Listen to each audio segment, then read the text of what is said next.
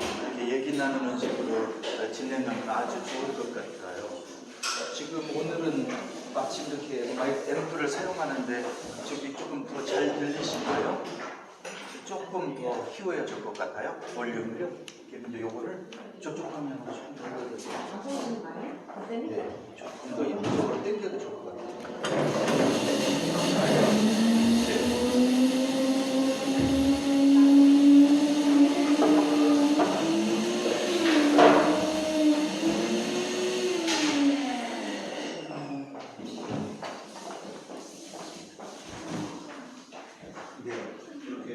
마이크 조금 더 잘 들리시는가요?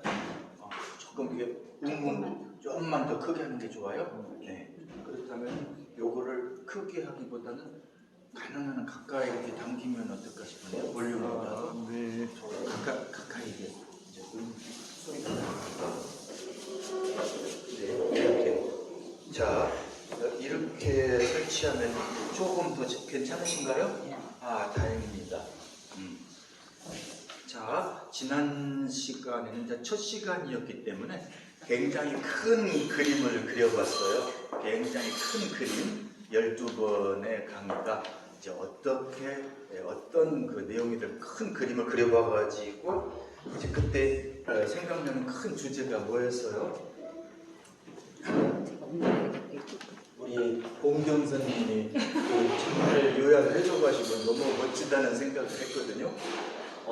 제대로 못된 것 같은데. 아니요. 제가 대학에서도 경험해보지 못한 멋있는 프로토콜 이렇게 보고서를 해서 멋졌어야죠. 그래서 거기에 제일 큰 우리 강좌의 제일 큰 주제를 말한다면 인문학과 문화예술이 되겠죠. 문화예술, 인문학과 문화예술. 지난 시간에는 이제 어려운 용어를 가능한 한 안 썼는데 혹시 인문학과 문화예술이라는 주제에서 이게 어떤 방식의 공부 내용인가 제가 이런 글자를 한번 써볼 텐데요. 혹시 아시는지 모르겠어요.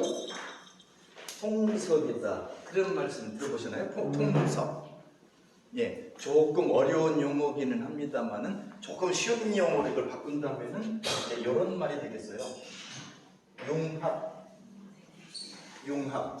예, 서로 다른 분야를 서로 합쳐가지고 서로 만나게 해가지고 그 만나서 어우러지는 공부 효과, 어우러지는 일의 효과를 표해보겠다고 생각하는 그 공부, 학문 연구 방향이라고나 할까요? 어려운 말은 통섭이라고 하고 조금 쉬운 말은 융합이라고 그래요. 예를 들어서 인문학과 자연과학, 의학과 물리학, 여러 식물학과 무슨 동물 여러 가지 다른 분야를 엮어놓은 거예요. 이것도 엮어놨잖아요. 인문학이라는 공부 분야하고 문화예술이라는 거, 이거는 공부도 되고 예술도 되겠지만 엮어놓은 거예요. 그래서 저는 오늘은 이걸 좀 더 집약하기 위해서 이렇게 용어를 정립을 하겠어요. 지난 10여 년간은 인문학과 문화예술이라는 이름으로 했는데 이제는 더 이상 그렇게 안 하려고 해요. 인문이라는 것하고 예술, 이 핵심적인 것만 뽑아가지고 인문예술이다. 이렇게 이제 얘기를 하려고. 인문예술이다. 인문예술. 인문. 말이라는 거는 시대에 따라서 만들어낼 수도 있고 그런데 저는 이제 앞으로의 저의 시대는 인문예술로 가야 되겠다. 왜냐? 문화라는 게 너무 광범위하기 때문에 대중적인 것을 겨냥하는 것까지는 좋은데 좀 더 밀도 있게 삶이 진행되려면 인문예술이 진행되어야 되겠다. 여기서 취지는 인문학을 공부하는 인생을 공부하는 모든 사람들은 가능한 한 예술적인 공부와 활동을 엮어보려는 것이고요. 예술 활동을 하거나 예술 전문가들은 꼭 다른 공부보다도 인문학을 연결해주면 좋겠다는 저의 소망이 담겨 있는 거예요. 인문예술, 제 스스로의 삶도 그렇지만 이제 저도 이런 공부를 해왔으니까 세상 사람들에게 요청하고 싶은 거예요. 인문 정신과 예술. 왜 그러느냐? 그럼 그 이유를 알아야 되잖아요. 왜 이걸 강조하느냐? 뭐 때문에 뭐가 좋은데? 자, 인문학을 공부하면 일단 뭐가 좋겠어요? 인문학부터 생각해 볼까요? 인문학을 왜 공부하고 인문학을 공부하면 뭐가 좋은 거예요? 사람에 대해 이해할 수 멋집니다. 사람에 대한 이해심이 더 높아진다. 굉장히 중요하잖아요. 굉장히 중요하잖아요. 인생을 살아가면서 사람을 이해하는 것처럼 중요한 게 어디 있겠어요? 그것처럼 또 어려운 일이 또 어디 있겠어요? 그것처럼 또 소중한 일이 어디 있겠어요? 죽을 때까지 모르죠. 사람을 이해한다. 지금 대답은 멋지게 하셨는데 어마어마하게 어려운 일이에요. 네. 사람을 이해한다. 나를 이해한다. 가족을 이해한다. 무지무지하게 어려운 일이죠. 이해한다는 거. 오죽하면은 타타타라고는 그 대중가요에 보면은 타타타 언젠가는 이 악보 이 노래를 같이 공부하고 싶어요. 타타타. 타타타의 노래 첫 마디가 이렇게 돼. 내가 너를 모르는데 넌들 나를 알겠느냐. 한치 앞도 모두 몰라 다 안다면 재미없지. 첫 구절 이렇게 돼 있어. 이거 예사롭지 않은 것이 몇십 년 전에 알았는데 지금 눈에 띈 거예요. 타타타라는 게 나를 모른다 이건다.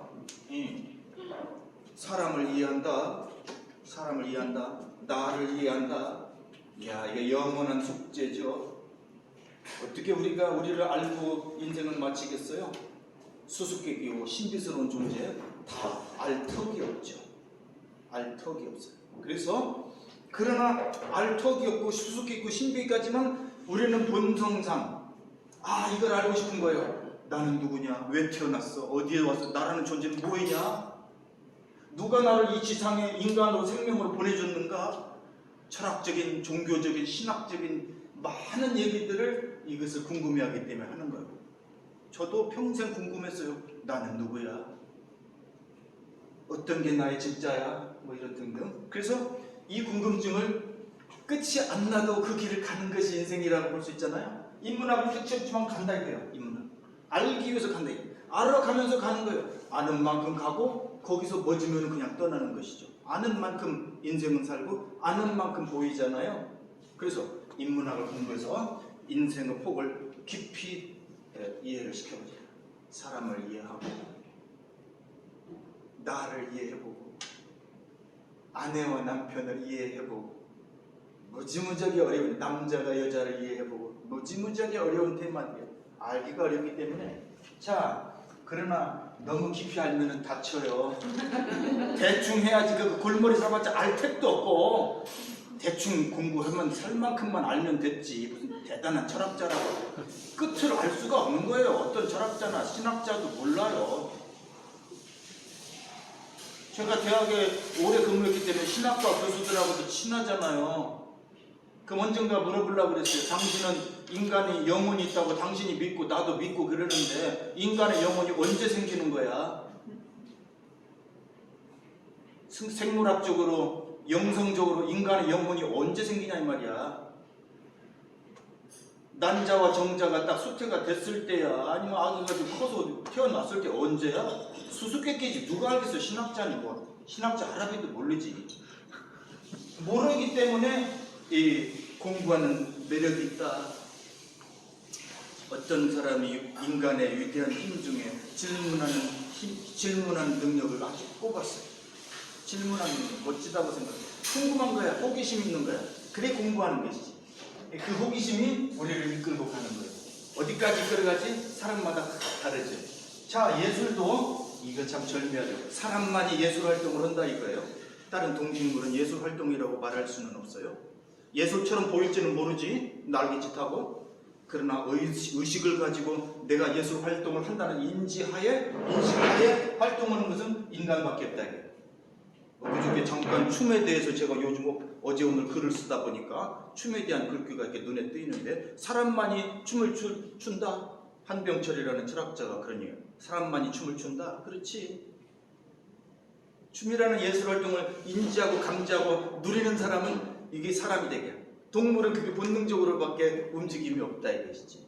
사람이라는 존재가 생명체 중에서도 동물 중에서도 참 특이하다. 유전자적으로 보면 사람하고 원숭이하고 몇 퍼센트 닮았겠어요? 유전자 DNA가 사람과 원숭이 사이 얼만큼 친연성이 있겠어요? 친밀성이 97. 그렇죠. 97, 8, 9%가 똑같은 거예요. 감정 있고 울고 웃고 다 그래요. 어떤 문화학자는 김정훈이라는 분은 그 책에서 이런 얘기를 해요. 원숭이와 사람이 다를 수밖에 없는 건 단 한 가지다. 사람은 감탄을 하지만 원숭이는 감탄이 없다.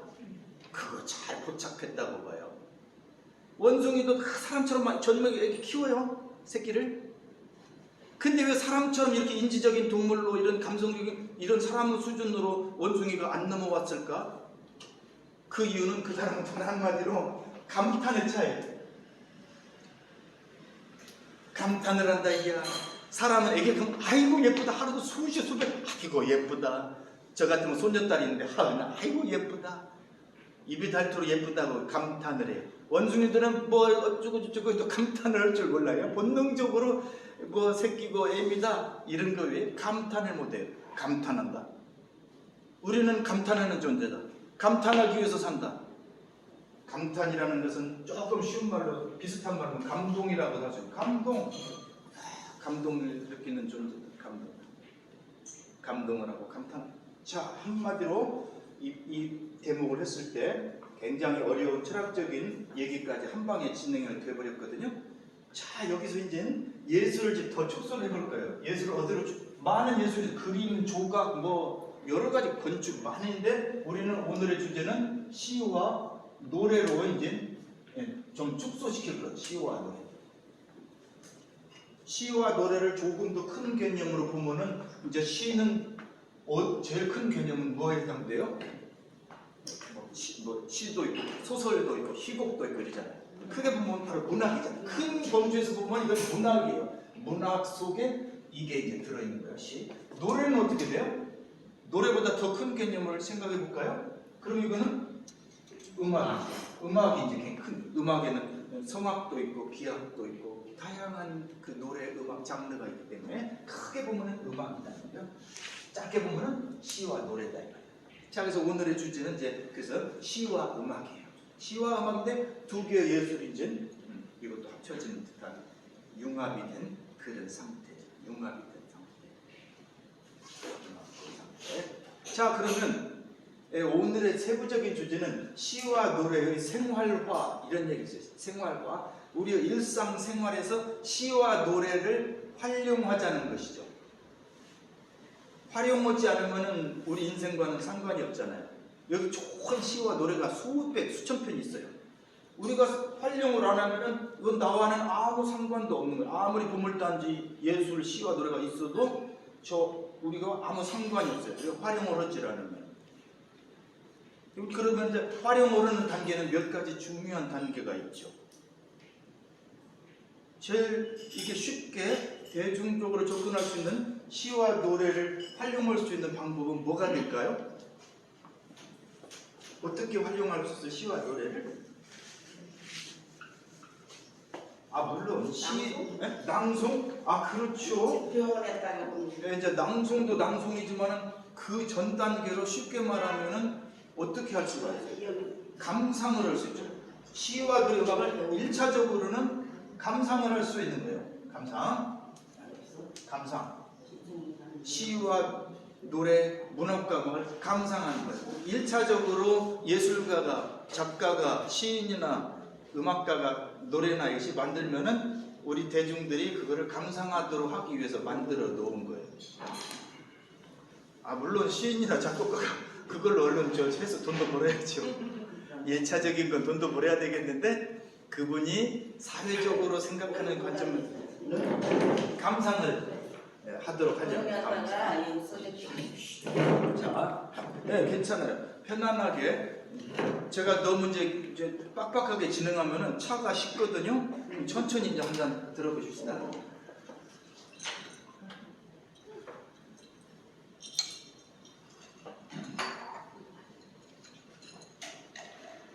그래서 제일 손쉽게 대중적으로 시와 노래를 활용하는 방법은 감상하는 거예요. 시를 읽고 시 낭송을 듣고 노래나 연주를 듣고 감상하는 거예요. 자, 감상도 있지만 또 하나 저는 더욱더 애착이 가는 항목인데 시와 노래를 어떻게 할 수 있죠? 자, 여기서는 감상을 할 수도 있고 조금 더 적극적인 예술 활동이라고나 할까? 이것도 물론 예술 활동이에요. 시나 음악을 들을 때 위해서 창의적인 상상적인 많은 것들이 가동되기 때문에 이것도 분명히 예술 활동, 지각 활동, 이해력 활동 많은 것들이 포함되어 있어요. 여기에 당연히. 자, 그런데 보다 적극적인 거는 뭐이죠? 이게 중요한 대목이기 때문에 생각할 기회를 드려야 돼요. 현장도 맛있던 이게 중요한 거는 제가 금방 안 나와요. 시를 쓴다 창작하는 거.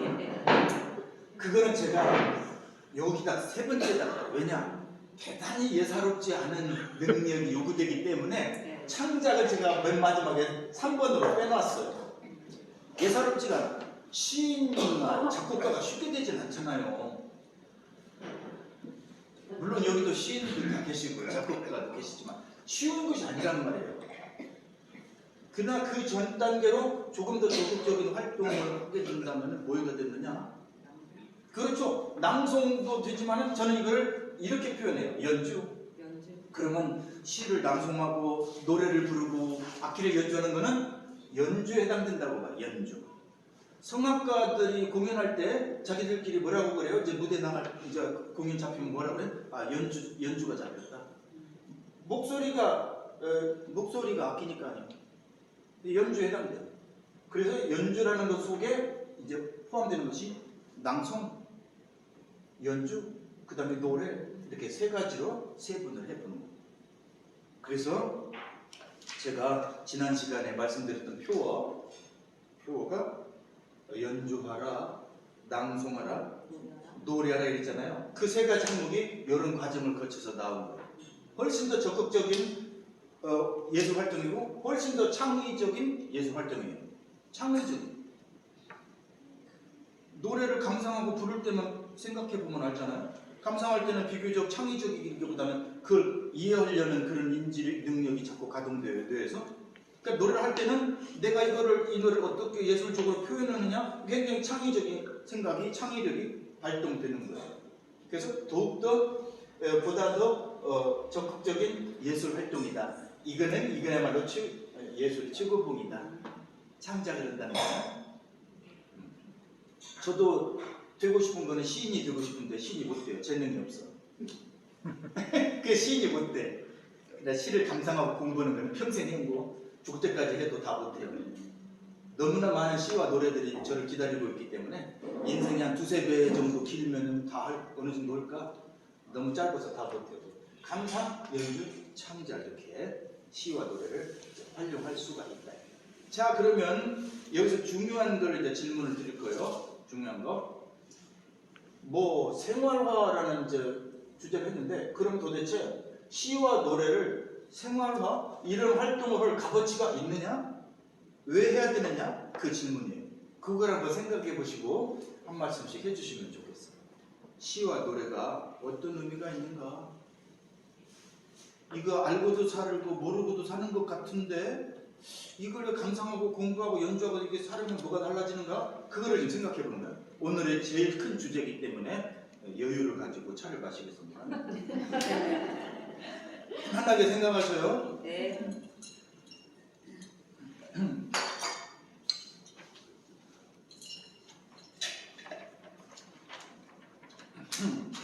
자, 시와 노래 왜 감상하고 연주하고 활용합니다.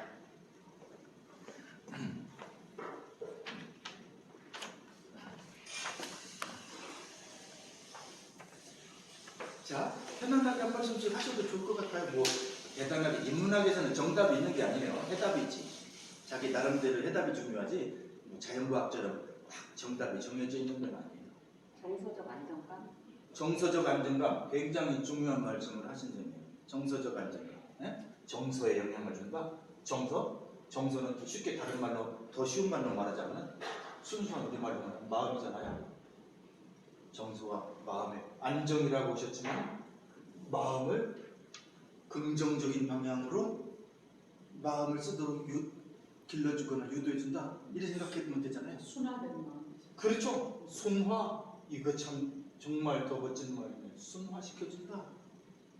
인간의 마음과 성품을 아름답게 순화시켜준다. 야, 지능지수는 뛰어난데 사람이 얘가 못됐어.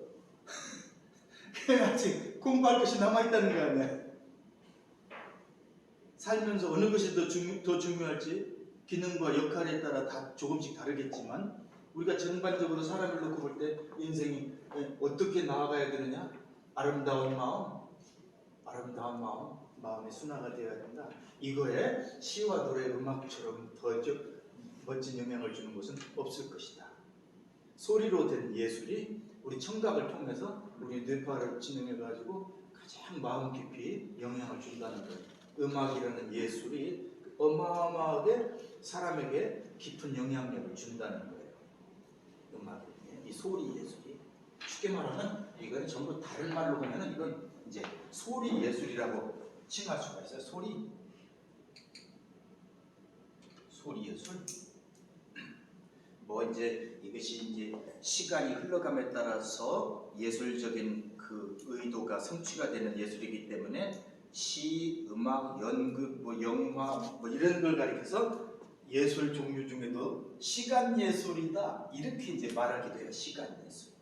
그런 반면에 그림이나 조각 뭐 이런 것, 건축 이런 것들은 공간적인 형태로다가 딱 포착할 수 있는 그런 예술 형태이기 때문에 시간 예술과 대비돼 가지고 그런 걸 뭐라고 그래요? 공간. 그렇죠. 공간 예술, 시간과 공간. 시간 예술, 공간 예술. 근데 요거는 시간 예술 중에서도 소리, 악기 소리나 사람의 목소리로 예술이 의미가 전달되기 때문에 소리 예술이라고 해요. 소리 예술. 마이크가 잘 작동돼요? 네. 작동돼요? 좀 작. 어쩐지 이거 들고 해야 되지 않나?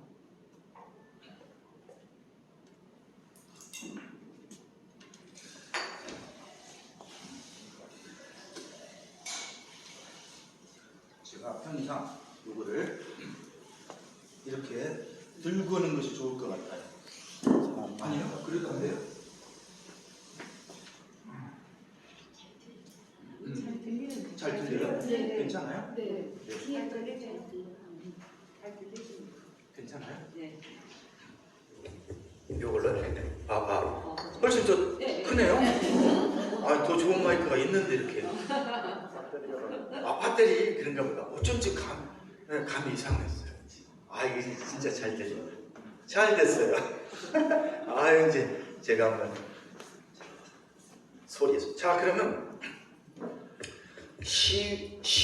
정말 오래간만에 뵙네요. 어떻게 잘 오셨습니다.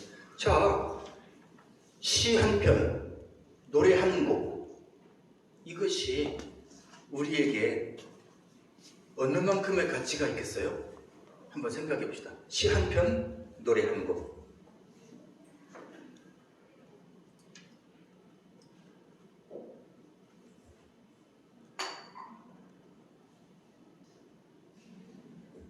어떤 시인은 한민복이라는 시인이 있어요. 한민복.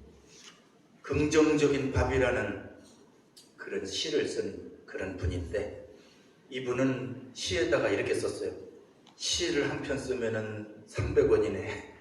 소금이 한 대박이네. 뭐 어쩌고저쩌고 해가지고 시인으로서 그 고달프게 훌륭한 시를 써놨는데 세상에서 받는 돈 값어치는 그저 인세가 300원이요. 팔리면 3,000원에 뭐 이렇게 너무 열악한 경제적으로 너무 열악하다는 것을 토로한 그런 시인이 있어요. 한민복.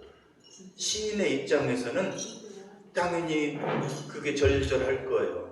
좀 시를 써서 먹고 살 만큼 돈을 벌어야 될 텐데 시집을 팔면은 출판사 사장은 좀 넉넉하게 부자가 되는지는 몰라도 정작 시인은 돈을 몇 푼 못 벌어요. 그런 심경을 토로한 시가 있어요. 그래놓고는 그래도 이제 시 한 편에 소금 한 대박이요. 그러면 내 마음은 바다처럼 넓고 푸르르다. 비록 경제적으로는 가난하지만 내 마음은 하늘을 날아가는 듯한 이런 애처로운 그런 시를 쓴 분이 있어요. 한민보. 자, 그러면 이것을 경제적인 가치로 따지자면 당연히 시인들은 그렇게 되겠지만 우리가 시를 감상하고 시를 만나는 독자 입장에서는 어떻게 되겠어요? 독자. 시 한 편 읽었다. 우리에게 어떤 의미가 있어요? 어떤 의미가 또 있겠어요? 질문이 너무 막연한가 봐요. 대답들을 잘 못하시는 거 보니까. 자, 이렇게 생각해 봅시다. 그렇지. 감동, 행복. 그러면은 질문을 이렇게 바꿔볼게요. 어느 한편의 시가 내 인생에 굉장히 큰 영향을 줬다. 그런 경험이 있으면 한번 얘기해 주시면 참 좋을 것 같아요. 우리 사장님 이거 한번 받아보실래요? 12번 진행하는 정 교수님 저 네. 이렇게 치과 3시 반 뒤에 올라가다가 10분 나와가지고 그러시군요. 오늘 인사드리러 왔어요. 그러시구나. 아는 분들이 많이 보여가지고. 아이고 너무 반가웠습니다. 저 여기 언제 오죠? 매주 매주 3시에요. 목요일에. 그러십니까? 이제 앞으로 오셔요? 치과 아유 너무 반갑습니다. 감사합니다. 네. 네. 네. 한 편의 시가 저 인연설이 있어요. 인연설. 네? 인연설이라고 한영훈 시. 한영훈. 네. 그 시를 몰랐었거든요. 네. 근데 언니가 좀 몸이 아파갖고 새벽마다 어디 절에 치료를 받으러 갔는데요. 네. 언니를 한번 따라갔는데 벽에 인연설이 이렇게 적혀 있었어요. 그래서 제가 그거를 이제 읽는데 스님이 오시더니 이 시 어떠냐고 물어보시더라고요. 차를 마시면서. 그래서 되게 깨끗한 느낌이 들었다고 이렇게 말씀드렸더니 그분이 제 그냥 인상을 보시더니 그냥 좀 얘기하겠는데 자네가 더 깨끗하다고 이렇게 얘기를 하시는 거예요. 뭐가 깨끗하다고요? 제가 시 느낌이 어떠냐고 물어보시더라고요, 스님이. 그래서 제가 그 전에는 인연설을 몰랐거든요. 좀 오래 전에 됐었어요. 근데 제가 차를 마시면서 되게 시를 읽고 나서 되게 마음이 저는 깨끗하다는 느낌을 받았다고 이렇게 말씀드렸더니 그냥 저를 모르시는 분인데 자네가 더 깨끗하다, 마음이 더 깨끗하다고 이렇게 얘기를 하시더라고요. 전혀 저랑 연관이 없으신 분이에요. 그러시구나. 예, 그리고 난 다음부터 제가 인연설을 알게 되면서 그 시를 계속 좋아하게 되면서 이제 지금까지도 그거를 좋아하게 됐어요. 그러시구나. 그런 특별한 경험들이 있으실 거예요. 한 편의 시 혹은 시 전편이 아니더라도 한 줄의 식구 뭐 이런 것들이 인생의 큰 청량은 뭐죠? 청량음료. 그런 효과가 있다. 그렇죠. 마음을 아주 시원하게 아주 쾌적하게 만들어주는 그런 효과가 있다.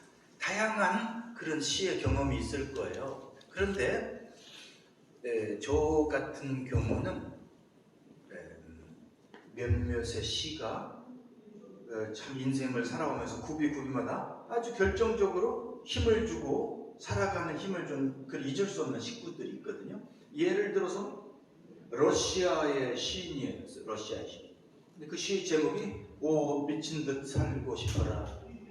그런 시가 있어요. 오 미친 듯 러시아 현대신 오 미친 듯 살고 싶어라. 그래서 제가 그 시를 접했을 때는 한참 청춘이었는데 청춘이 여러 가지가 만만치가 않고 복잡하기 때문에 오 미친 듯 살고 싶어라. 이게 한마디로 요즘 말로 하면 뭐라고 할까? 필이 딱 꽂힌다고 할까? 오 미친 듯 살고 싶어라. 이 한 구절에 그래서 그때 제가 이 시와 더불어서 나도 미친 듯 살아야 되겠다. 고통을 이겨내는 방법 중에 하나는 그냥 열정적으로 몰두해버리면 되지 않겠느냐. 그 시 한 구절이 그런 힌트를 줬어요. 오 미친 듯 살고 싶어라. 너무 커요? 선생님 여기서는 붙여보시고 네? 쿵쾅거렸어. 쿵쾅거려서? 네, 이게 또 그런 이게 또 그런 적이 여기다. 가슴에 그냥 꽂으신 거. 그게 좋아요? 웃는 거리니까.